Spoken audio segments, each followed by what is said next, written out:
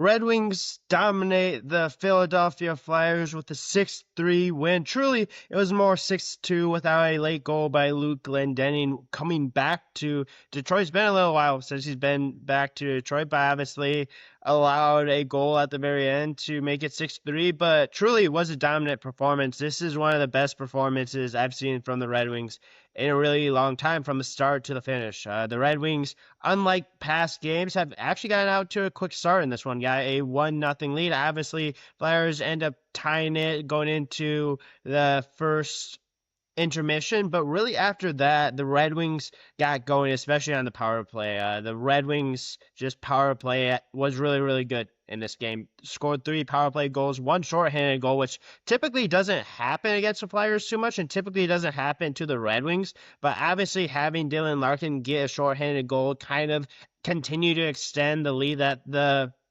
Red Wings had was extremely important because this is a team that has really struggled kind of closing out games. Obviously, when you have a big lead that they did, it obviously makes it a little bit easier. I don't think there was ever really a point in the third period where you truly thought that the Red Wings going to lose this game, which is obviously a really good sign. And it really truly starts out with Dylan Larkin. I thought Dylan Larkin was spectacular in this game. Had a hat trick, absolutely massive, massive performance. This is the performance that you truly expect from a captain. 3 goals in this one short-handed, a power play goal as well. Dylan Larkin was all over the ice in this game. Absolutely love to see that, especially in a game that it was basically must win. You couldn't be officially eliminated if you lost this game, but obviously the Senators end up winning their game. You really needed 2 points. What a great performance from Dylan Larkin, but he's not the only one that had a great performance because Mo Seider did something that has only happened 5 times in Red Wing history. He's the 5th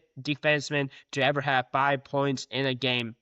It's been a really long time since that has happened. Nicholas Lidstrom never even did that, which is crazy because of how good Nicholas Lidstrom was in his Red Wings career. But this was a game where Mo Seider was all over the ice. Same with Dylan Larkin. Had a goal, was extremely physical. One play I specifically remember is being very physical with the rookie in Porter Martone. And I do want to talk a little bit about Porter Martone, the former Michigan State Spartan. He continues to be high. He's been great ever since getting up to the NHL. Had a goal, had assist, had 2 points on the night. Porter Martone really contributing to this Flyers team that is currently in a playoff spot. He's been a huge part of what they've been doing. He's been a huge part of their success, and you love to see that as someone that played in a college in Michigan State. He was really good there, and he continues to do that in the Flyers uniform. Unfortunately, now Red Wings uniform. Would love to see him wearing the Red Wings sweater, but love seeing his success, and obviously Spartan fans love seeing his success as well. But besides that, Dylan Larkin was great.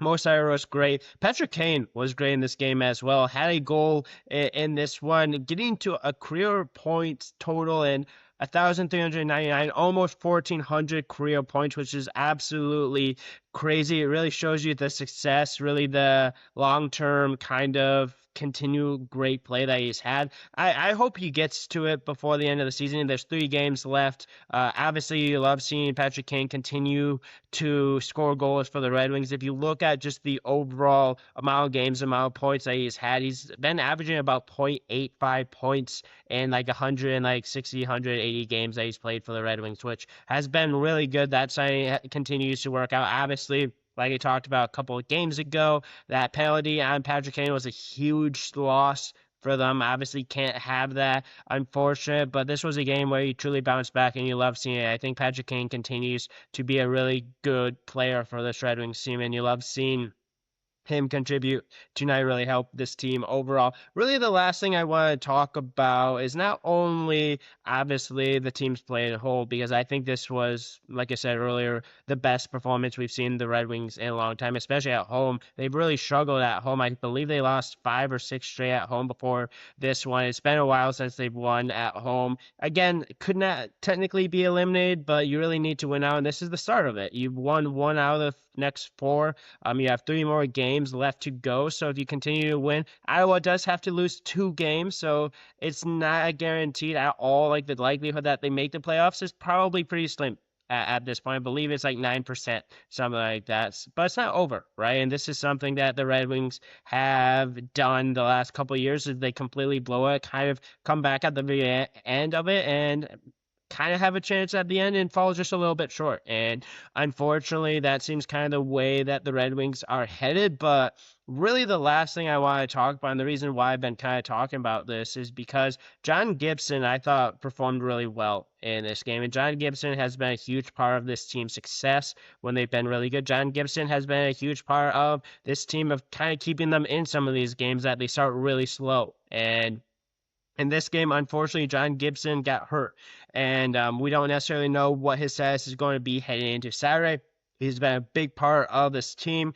Cam Talbot did come in, perform pretty well. Obviously, gave up the late goal to Luke Glendening, but the Red Wings truly need John Gibson these last 3 games, and hopefully this isn't something that they'll lose him for any of these games. They're going to need him to continue to stand on his head, or they're going to need Cam Talbot to do that, because this team cannot afford to lose any games. They're going to need great goalkeeping. They're going to need great play. They're going to need to continue to get out to fast starts. They cannot get behind, and they're going to truly have to hope that Ottawa loses 2 of these next 3 games, which, with the way that Ottawa's playing, doesn't seem very likely, but at least you put yourself in a situation where if you play well on Saturday, maybe you can continue play for a possible wild card position. But I think John Gibson's going to be a big part of that, and hopefully he's able to play on Saturday for the Wings. But really, really nice performance to see from the Wings. Really, really nice bounce back game.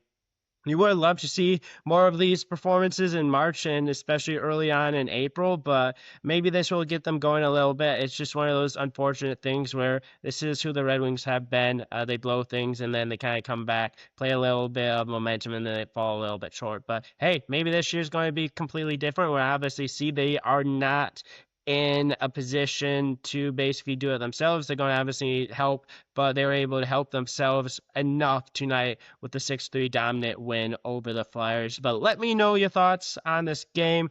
What are your thoughts on the playoff chances? Do you believe the Red Wings even have a chance? Do you think the Red Wings are going to win the next 3 games? And are the Senators going to lose any games? Let me know in the comments. But if this is something you like, feel free to like, subscribe, comment as well. There'll be more Red Wing content. There'll be other content coming out as well. Trying to post as much content as I possibly can. So thanks for tuning in to this episode, and tune into other episodes as well.